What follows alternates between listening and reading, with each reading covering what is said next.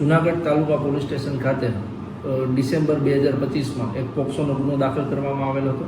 જે બનાવની વિગત એવી છે કે એક જે સગીર વયની દીકરી છે તે સ્કૂલેથી પરત ફરતી હોય તે સમયે સંજય વલ્લભભાઈ મોરી નામનો વ્યક્તિ કે તેને લગ્ન કરવાની લાલચ આપી, લલચાવી ફોસલાવી અને અપહરણ કરી લઈ ગયેલ હોય. જે બાબતે જુનાગઢ તાલુકા પોલીસ સ્ટેશન ખાતે ફરિયાદ દાખલ કરવામાં આવેલી અને તેઓની શોધખોળ ચાલુ હોય. જે સમય દરમિયાન હ્યુમન અને ટેકનિકલ સોર્સના આધારે માહિતી મળેલ કે સદર જે આરોપી અને ભોગ બનનાર જે સગીર વયની દીકરી છે તે સુરેન્દ્રનગરના ચોટીલા તાલુકા ખાતે છે.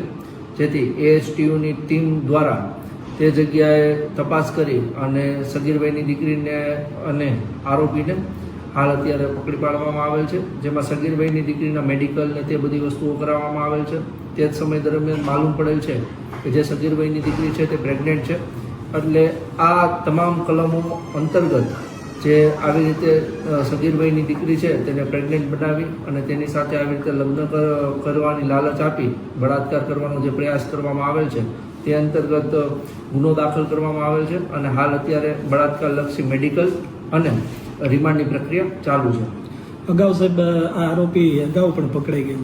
હા, હાલ અત્યારે પ્રાથમિક માહિતી છે કે આ જે આરોપી છે તે અગાઉ પણ પોક્સોના ગુનામાં પકડાયેલ અને મે બી તેને સજા પણ થયેલી છે. એટલે આ બાબતે વિગતવાર માહિતી મેળવી અને જે કોઈ અલગથી કલમ ઉમેરો કરવાનો હશે તે પણ કરવામાં આવશે અને કડક કાર્યવાહી કરવામાં આવશે. સાહેબ, અગાઉ જે પોક્સોમાં પકડાયો હતો એ પીડિતા અને આ પીડિતા બે એક જ છે કે અલગ છે? ના, બંને અલગ અલગ છે.